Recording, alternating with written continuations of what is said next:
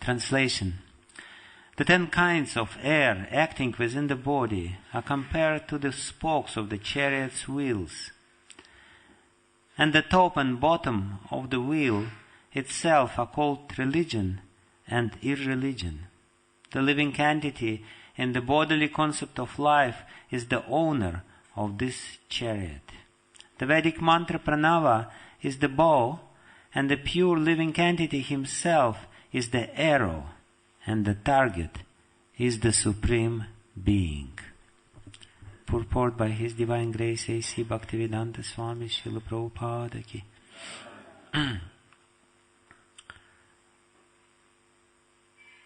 10 kinds of life air always flow within the material body.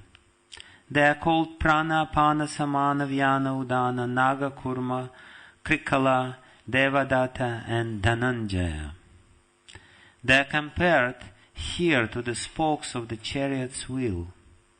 The life air is the energy for all of a living being's activities, which are sometimes religious and sometimes irreligious.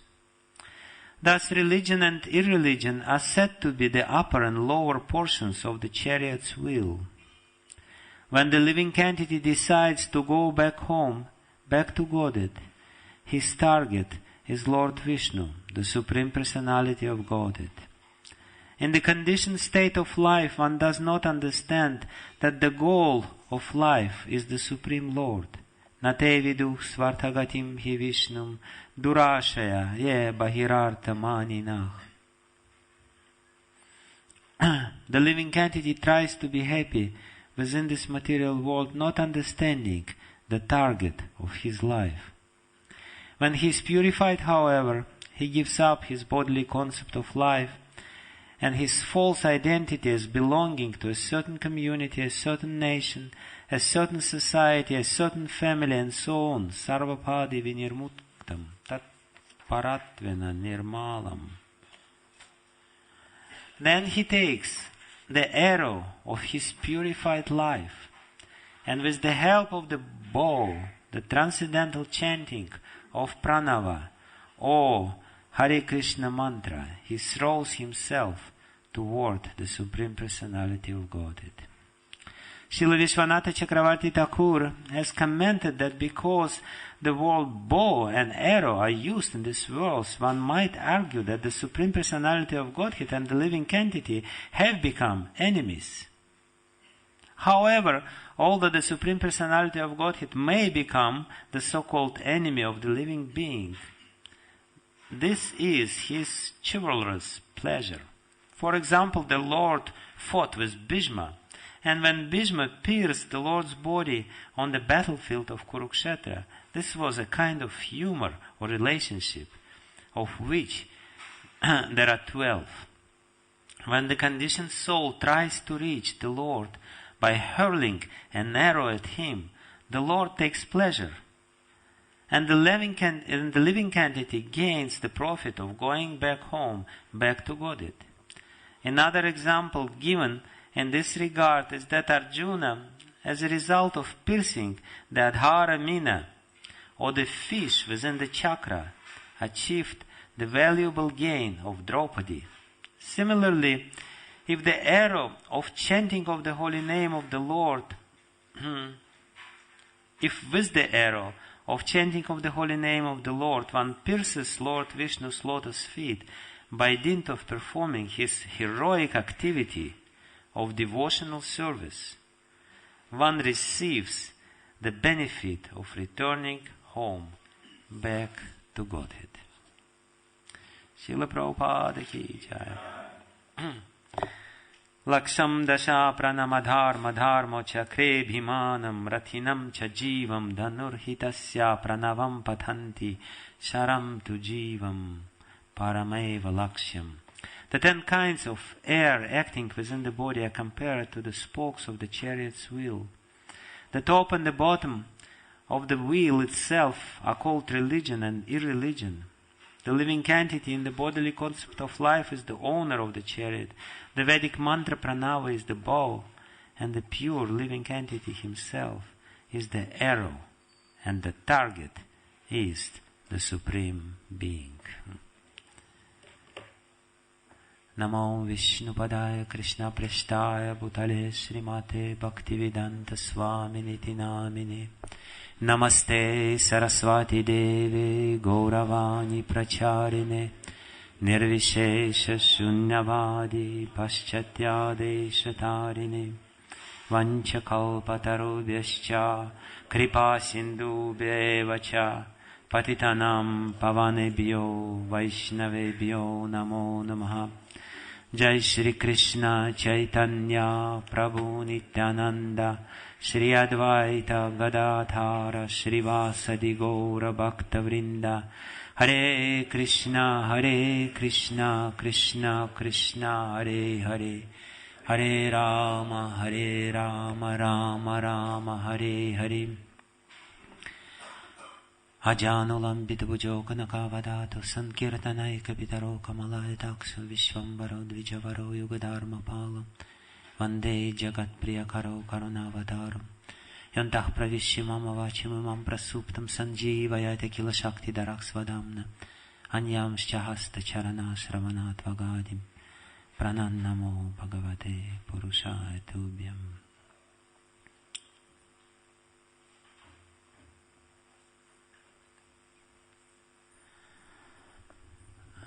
Hare Krishna. So we are reading the instructions of Narada Muni to Maharaja Yudhishthira, in which he explains different techniques of spiritual life. And this particular section of this chapter is specifically describing the process of Jnana Yoga. And in one sense you can say that it has nothing to do with us, because we are not practicing Jnana Yoga, we are practicing Bhakti Yoga. But of course, because it is Srimad Bhagavatam, it has everything to do with us. And the reason is that even teaching some other processes, we should understand, we should be able to understand by reading Srimad Bhagavatam the superiority of the process of bhakti. Ultimately, Harer Nama Eva Kevalam, Kalunasti Eva Nasti Eva Gatiranyata. We know that there is no other way, there is no other way, there is no other way. Just chant Hare Krishna, be happy, and forget about everything else. That's our motto. But specifically here, the instruction is giving for the brahmanas and for more specifically for sannyasis, people in the renounced order of life, and their duty in life is described. And the duty of a brahmana is to cultivate knowledge. This knowledge is an essential part of the life of a brahmana, because ultimately by this knowledge and discrimination which is obtained by this knowledge, one achieves liberation. And here it is in a very peculiar way explained how one following this process does achieve liberation. And the real point here is that one does not achieve liberation by knowledge. Even though it may seem from the superficial point of view sound like this, that you achieve liberation by knowledge, but the real message here in this verse, as in the whole of Srimad Bhagavatam, is that one can only achieve liberation by bhakti and by nothing else. And the gyan and everything else are subsidiary processes which are obtaining or deriving its strength from bhakti itself. So I will try to explain how it is. So in one sense, even though it is not a direct instruction for us to follow, it's still a very important verse for us to understand how the other processes work and how ultimately bhakti is the giver of liberation, is the giver of all the results, of all other processes. That's a repeated point. Shri Shri Sitaram Lakshman Hanuman ki jai, Shri Shri Radha Gokulananda ki jai, Shri Shri Gaur Nitai ki jai.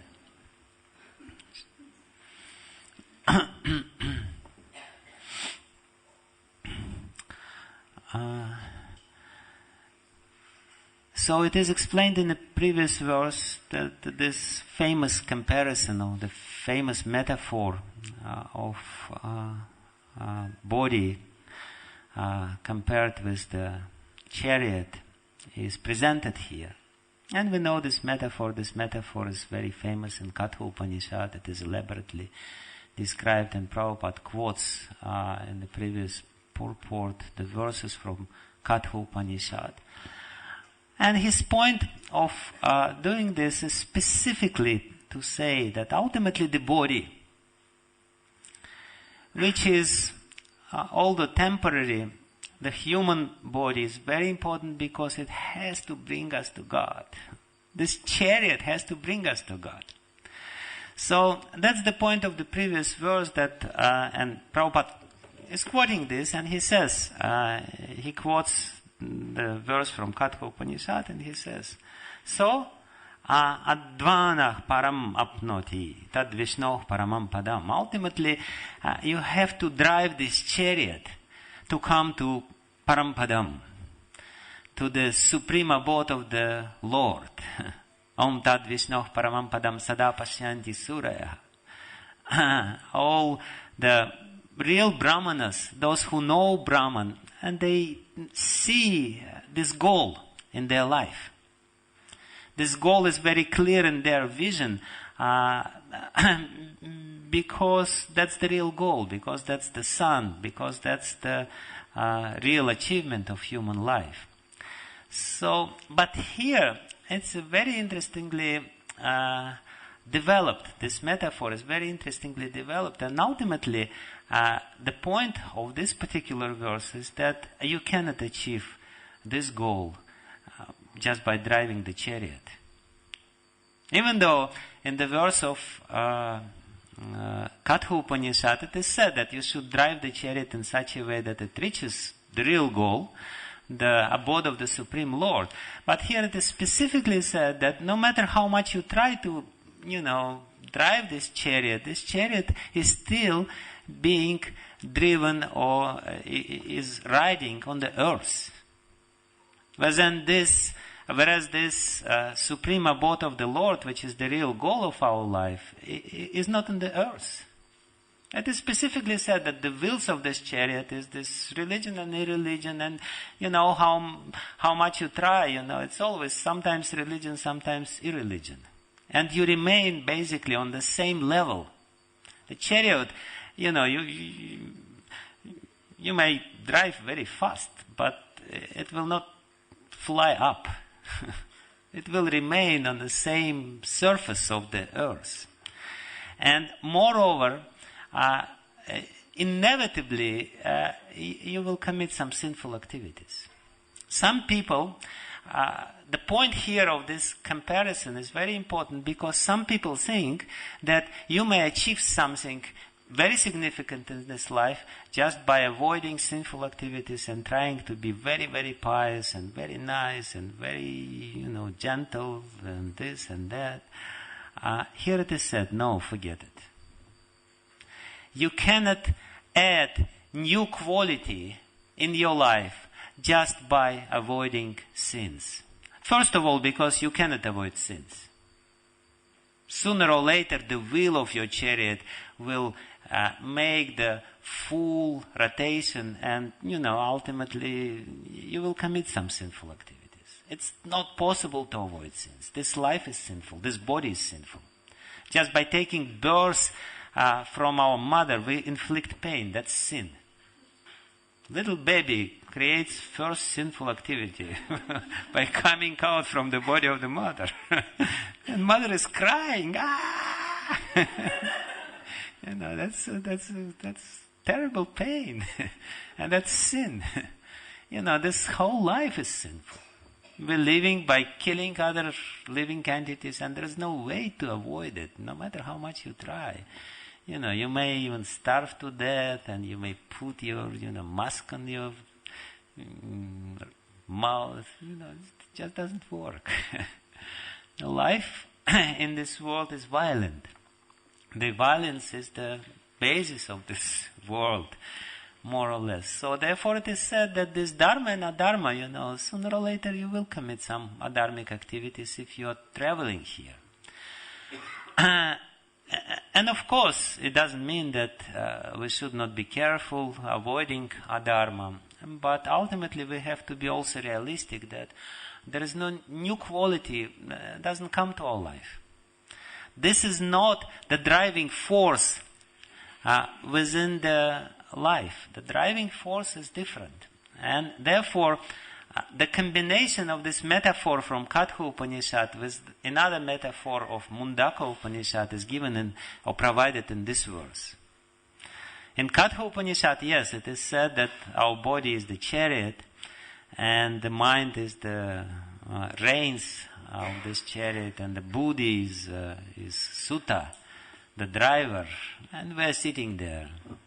And actually it is explained in the previous verse that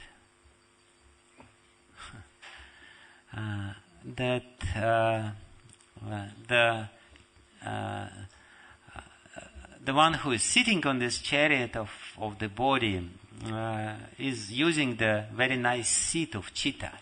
Chitta is a very nice seat, and we're sitting very comfortably.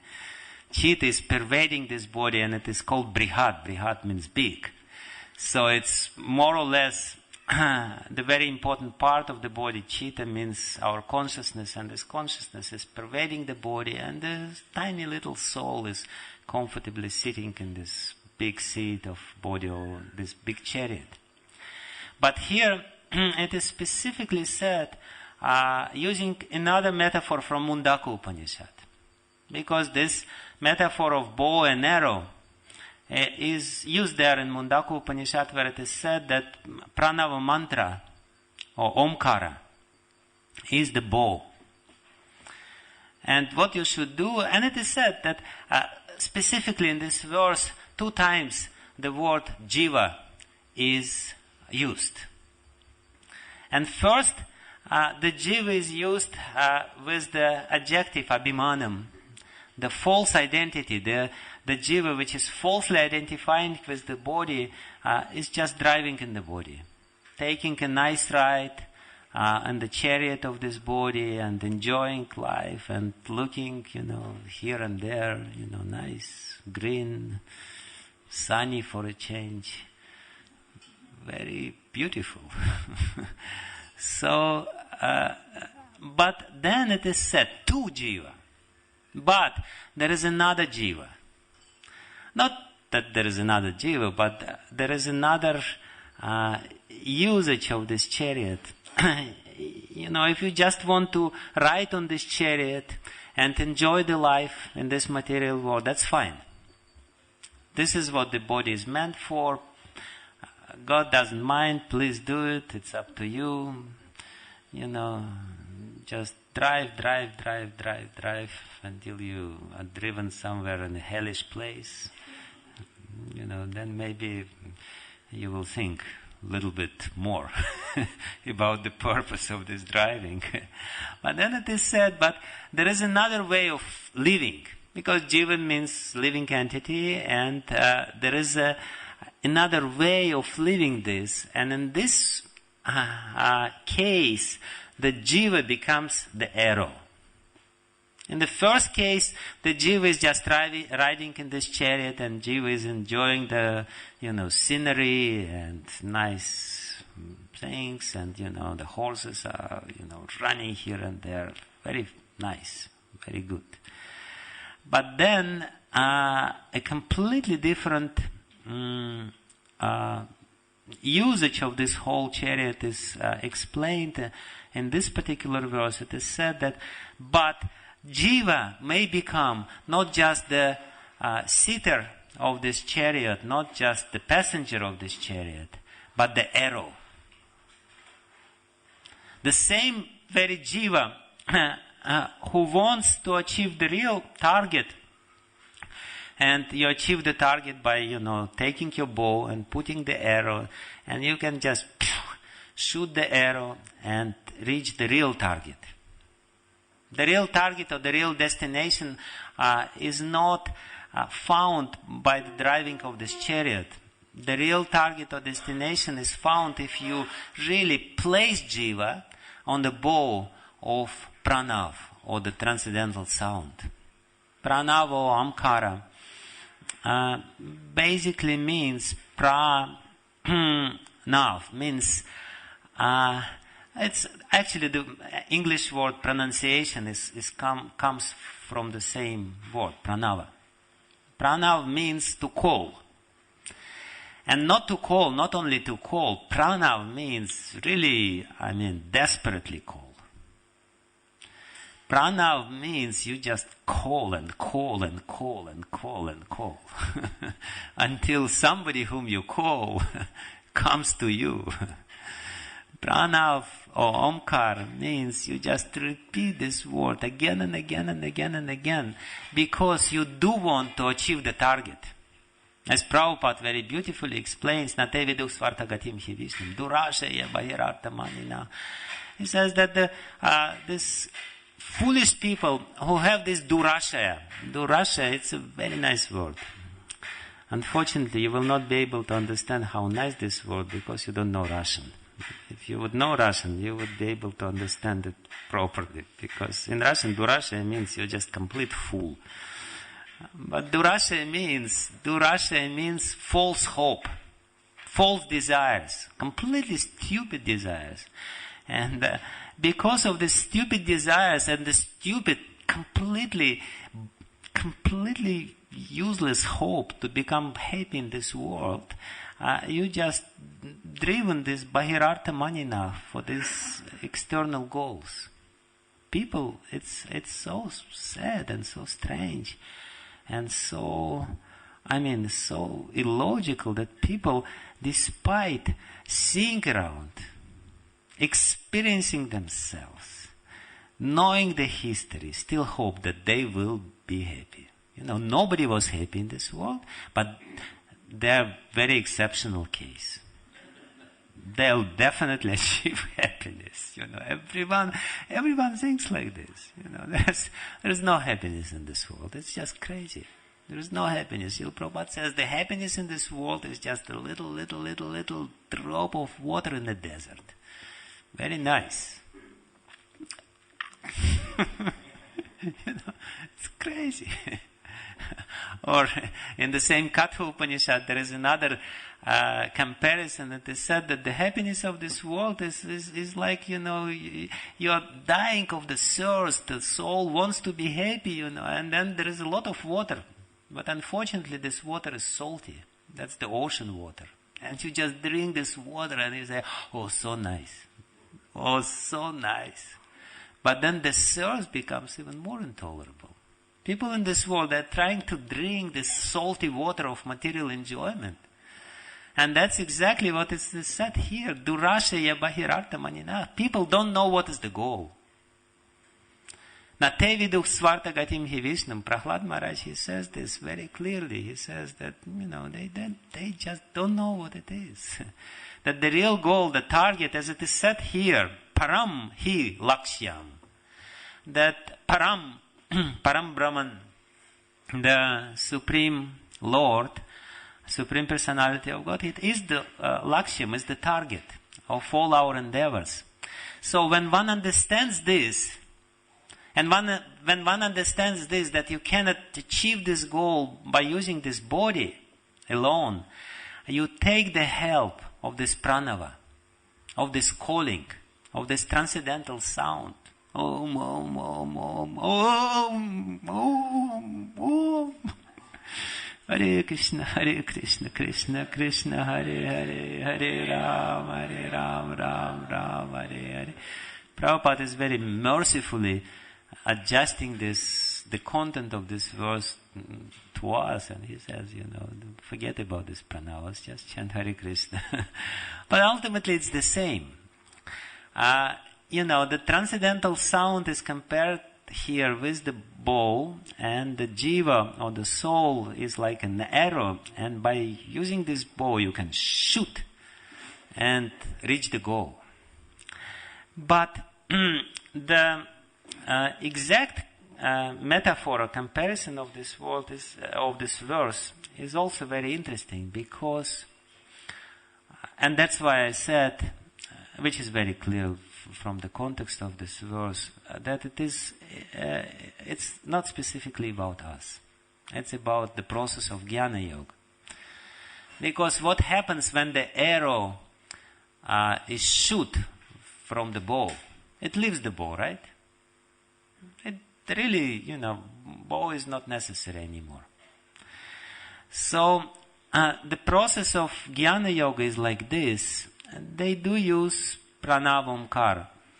They do use so many different means, but ultimately they say that you have to use this and leave it aside and go to the Supreme Lord and, merge into the Supreme Lord and, finish all your other business. The exact metaphor here is that, the Jnanis, when they use pranavamkar, they leave everything behind, including the pranav itself, and they go there and they say, this is the process. You develop the knowledge, and this knowledge gives you some impetus or some kind of force, and by this force of knowledge, which is obtained by chanting pranava. That's what they say. That's Purvapaksha. That's not what we say. What they say is that you use this knowledge by chanting this mantra, and these mantras are, part of this vidya potency of Maya, and by this knowledge, by the power of this knowledge, you go there. But the funny thing is that, if you use this knowledge and you leave aside the knowledge, what is there, So the real point of this verse, as I said, is that, and this is what Vishwanath Chakravarti Thakur is explaining, he is explaining that ultimately what is happening, yes, Jiva leaves behind the knowledge part of the Maya, Vidya, and Avidya, of course, but it's being driven there by Bhakti. That the real driving force which actually takes Jiva from here to there, to Param, to the supreme destination or to the supreme goal, is Bhakti, tiny little speck of Bhakti, which is there in their practice of Jnana Yoga. Because they have little, tiny speck of Bhakti. By this Bhakti, they are able to achieve the Supreme Lord. And therefore, this metaphor of this arrow is being used, and Srila Prabhupada explains this also, quoting Vishwanath Chakravarti Thakur. He's saying that this is kind of, it's a little violent metaphor, the Supreme Lord is the goal and you are just the arrow. So it really sets a very, very kind of militant, military scene, And Vishwanath Chakravarti Thakur says, does it mean that the Lord is your enemy and you're just shooting at him yourself? You're like, and we know that Jnanis are equaled with enemies of the Lord. Prabhupada is very clear about this in the Nectar of Devotion. He says, the Jnanis are like, it's very nice, Jnanis merge in the Supreme Lord, and enemies of the Supreme Lord are merged in the Supreme Lord. So they're the same. They're like enemies. And the point here is that, this is not our process. This kind of thing, because here it is, what is implied is that by your own endeavor, You just reach the Supreme Lord. And not only reach the Supreme Lord, you just pierce the Supreme Lord, enter into Him and just, stuck into Him. You are there. Like an arrow in the target. Very nice. This is definitely not bhakti. It has nothing to do with bhakti. In bhakti, it's not by all our own endeavors we are trying to reach the Supreme Lord. Yes, we do whatever we can, but not because we want just to, to pierce the Supreme Lord, because we want to please the Supreme Lord. But here, it's of course, Prabhupada explains there that, this is one interpretation, that this is some viraras.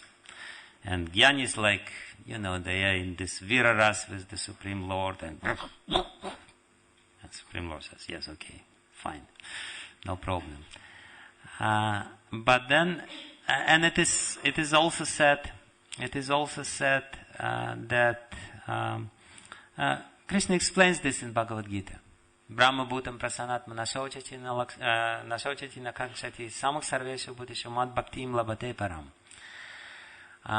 And the real meaning of this verse is that, and this is again the description of this Jnana Mishra Bhakti.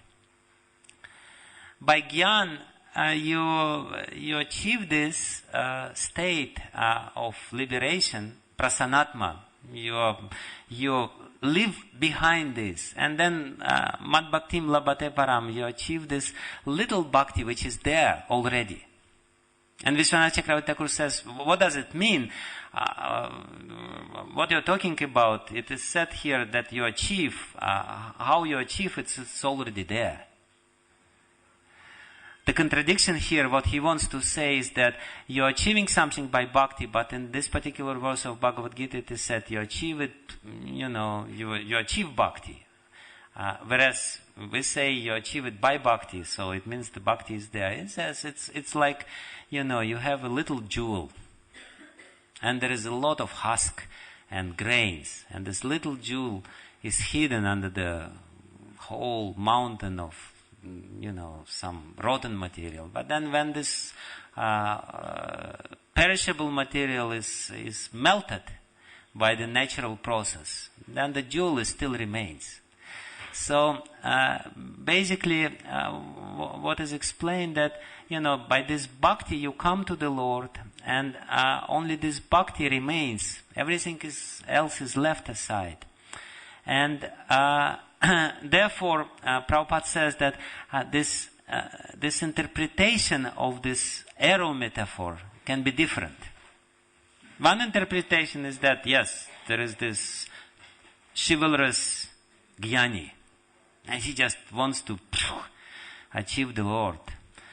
And the Lord says, yes, this is, and the Lord accepts it in a very humble way. He says, yeah, he wants to fight with me, let's fight a little bit. Let's have fun. And the Lord interprets it as a viraras. Yes, this Jnani is, he's little feisty, and he wants to achieve me this way, that's fine. Let's help him doing this. But then Prabhupada explains that, you can also interpret this particular metaphor in a different way, and says that this is like Arjuna. When Arjuna was, shooting this arrow into this wheel, it's like, you're not really shooting in the Lord himself, you're just shooting it as the way of competition. As a reward of this, you get something valuable.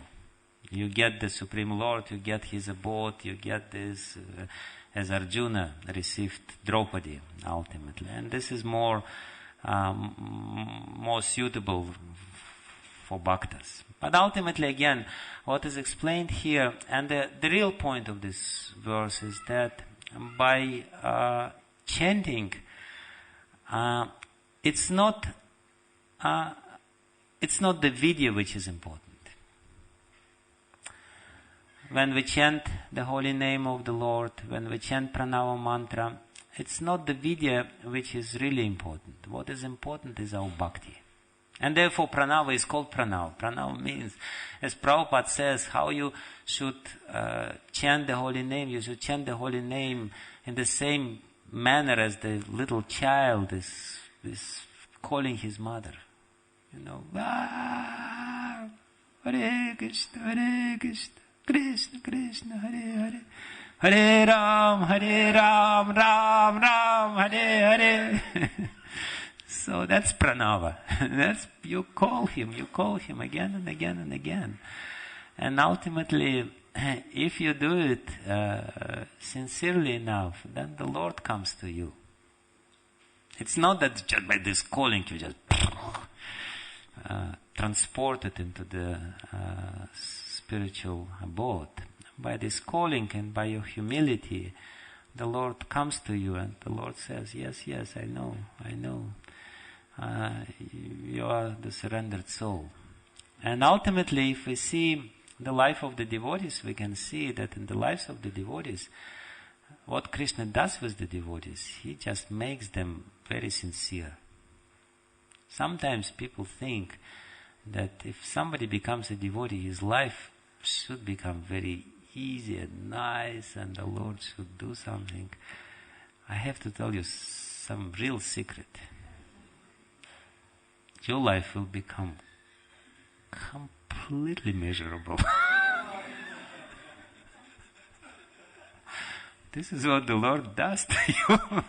Because He sees a little spark of sincerity and He wants to, really fan this spark of sincerity by giving you so much troubles that you just really, at the end of the day, you will just call to Him, Hare Krishna, Krishna Krishna, Hare Hare, Hare Ram, Ram Ram, Hare.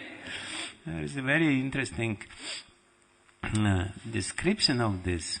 When Arjuna and Duryodhana, this is a very interesting point, which is somehow rather usually goes unnoticed in our description of this episode. When Arjuna and Duryodhana came to Krishna and they were asking help, and we know that Krishna asked Arjuna, "You please choose first what you want." And because it's actually only devotees, they really can choose. It's clear what Duryodhana will prefer. So, and Arjuna, of course, we know, he passed the test. He says, "I only want you, please, you be with me, even though you will not fight." And Duryodhana very happily, he took the army of Krishna. What really goes unnoticed that, yes, Krishna says, "Yes, Arjuna, yes, I'll go with you." But immediately at the same time, at the same very moment, he gives whole his army to the opposite party. And he says, "Yes, Arjuna, I will be with you, but my army will fight against you." We come to the Lord, we surrender to the Lord, and the Lord says, "Yes, I will be with you." But your enemies will also be a little stronger in this particular point. What happens actually in the lives of the devotees who really want to surrender, the Lord helps them to surrender. Initially, when we come to this process of bhakti, we are little self-reliant, because this is the programming or conditioning of the material life, and we think, yes, very nice, yes. And we still have all these contaminations. But pure bhakti means I'm not dependent on myself. I'm completely, totally, fully dependent on the Supreme Lord. And I'm begging Him for mercy.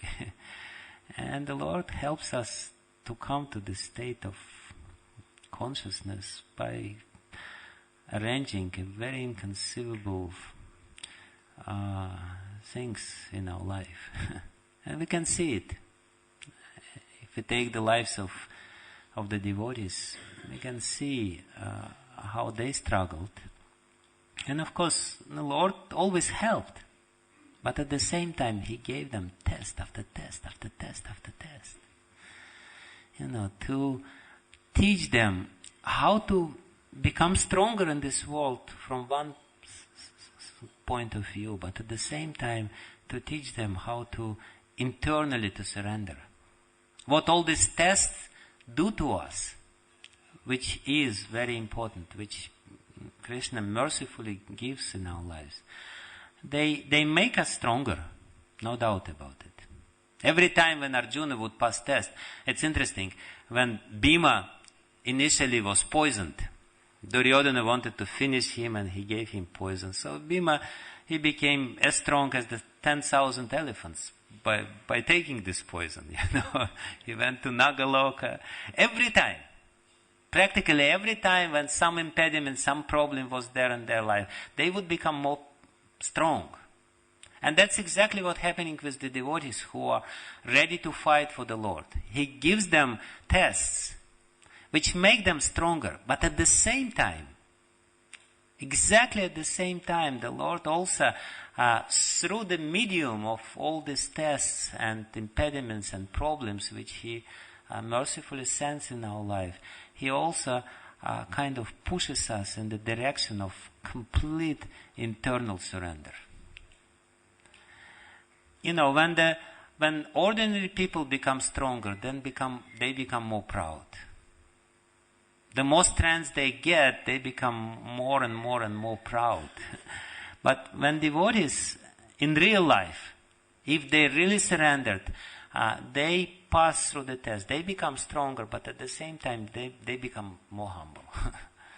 This is what the test does, because internally, all the devotees, they know that ultimately it's the Lord. The Lord gives us the power. The Lord gives us the strength. And, and the Lord wants us to fight for Him, being strong, but at the same time He wants us to surrender to Him more and more and more. So, that's the process. And therefore, in one sense, this metaphor is appropriate to the devotees, because we are shooting, but we are not shooting at the Lord. We are shooting at the target, and by reaching this target, we get the reward from the Lord. Like Draupadi, who was given to Arjuna as the reward for his chivalrous activities. Anyways, that's a few things which can be said about this particular verse and the lessons of this verse. Is there any questions?